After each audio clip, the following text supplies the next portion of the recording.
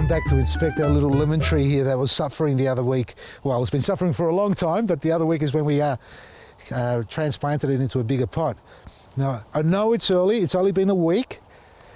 It looks probably dead to most of you there, folks.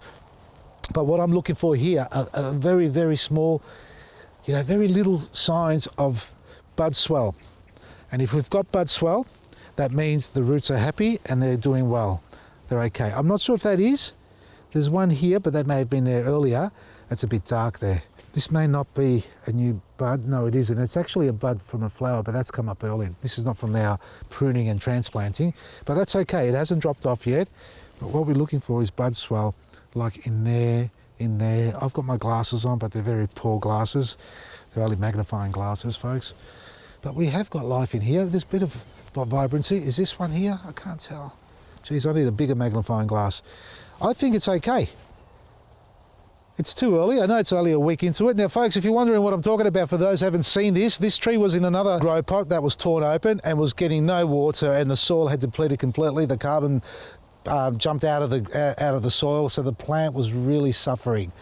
To the point where it was actually going to die. And you can see all these leaves fell off prior to me attending to it, and I did cut it back a little bit, bring it back down to shape.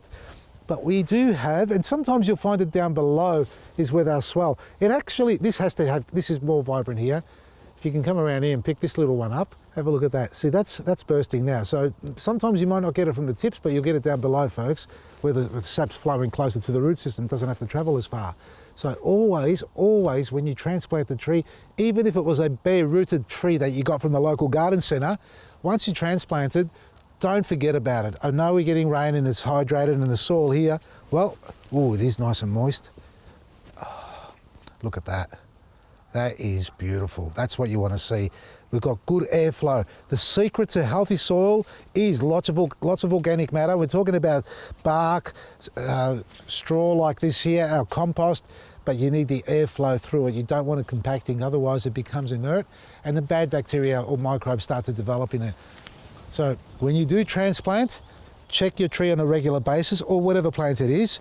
And if you've got a bare-rooted plant that's come from a garden centre with no soil on it, check it every week. Make sure you don't get any dieback on it. And it's a bit early, as I said, 1 week, but it doesn't hurt to spend a couple of minutes inspecting your trees or plants that you have planted week by week as we get closer to the growing season, the spring growing season. And if you see any signs of dieback, attend to it straight away. Most times you can treat it quite easily with a simple prune by cutting off any dieback on it. Now, this is the only tree that really suffered like this in the whole batch of citrus trees that I have here, only because, as I said earlier, the bag was torn open by the ride-on as we got too close to it, whereas all the other trees, you can see the grapefruit tree here, it's kicking goals. We've got grapefruit all over it, a little bit of rust, and that's okay. This time of the year, expect to see a little bit of rust on the leaves, but nothing to the extreme of what you need to worry about. We've got fruit here, we've got fruit down there, and as far as the rust is concerned, folks, really you don't have to spray it.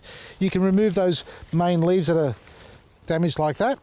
Just discard them, cut them off. But if you've got an orange tree, which I find to be more susceptible to rust than other trees, you can spray with an oil-based spray or a bluestone-based spray, but ideally what you just need to do is remove as many of the leaves as possible.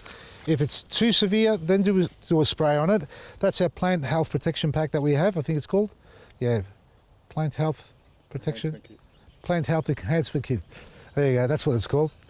So it's available on our website, but local garden centres have similar products, not as good as ours, but you know what I mean.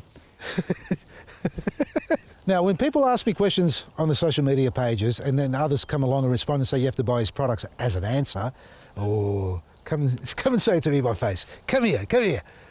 We're all going to make a living, folks, at the end of the day, but I dare say the amount of information that I share is over and above the call of action. Don't you think? Is it fair? And when I start advertising my product, you want to turn off?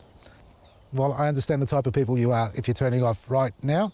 Okay, they're gone now, folks. For you, I know you love our products, you want to work with us, and you're helping us and we're helping you have a thriving garden, because that's what it's all about. From your garden to your kitchen to your stomach to the toilet. And then goes back to the garden again. But for those who just want that information for free, well, I'm going to start saying the wrong answers. So I'll wink like that when I say the wrong answer. And for those who don't know who I am or what I do and they expect free answers, well, just know that they're going to get the wrong answer and their plants are going to die. I'm joking, all right. I'm just having a bit of fun. Look after your plants. Prune your trees back when you need to, if you see dieback on them. Feeding, you're at the cusp of feeding now, so you can get yourself organised with all that feeding. Planting cuttings and propagating on the full moon while we are in the second half of the... I don't know what that was. Didn't even sound, it sounded like Jack. Did you hear that sound? Did it sound like Jack? It did. Jack's our Kelpie. He is, but he's not with us anymore. And here comes the old lazy one. Come along, come here. Anyway, folks, I'm dragging this one out too long. The moon? Oh, the moon. So you can plant by the moon if you like, you can do cuttings by the moon if you like, and you can fertilise by the moon if you like. At the end of the day, I fertilise by what I see going on in the ground or around the plant, and then stick my fingers in the soil. And if the soil's looking a little bit worse for wear, we top it up. But as far as trees are concerned, like I said, look after them, spray them as little as possible, and most problems occur because of the lack of minerals available to the plant. Minerals are in the soil most times, but sometimes they're locked up because they're too acidic, and you know what to do. I'm not going to promote a product. You know where to go. And sometimes they're too alkaline. What are you doing, mate? You're laughing. All right. And then, all right, so where was I? And then you can actually, if you've got alkaline soil, well, that's another problem where you lose all the moisture in the ground and it doesn't activate properly, so you want a neutral-based soil. Well, you're going to learn all that through following me and doing our workshops. We've got plenty of those coming up. And don't forget the bags, obviously. I'm going to say that's clean skin bags today and tomorrow. Last chads. We're going to take them offline after that. The new bags with the labelled bags are going to be in circulation. And I'm in Thebarton, South Australia this weekend, Saturday, Sunday, coming up. So if you're in South Australia and you want to get some of our products, well, you know where we are, 103 Port Road, Thebarton. Check out our website for more information. From me, Vasily, Maresi.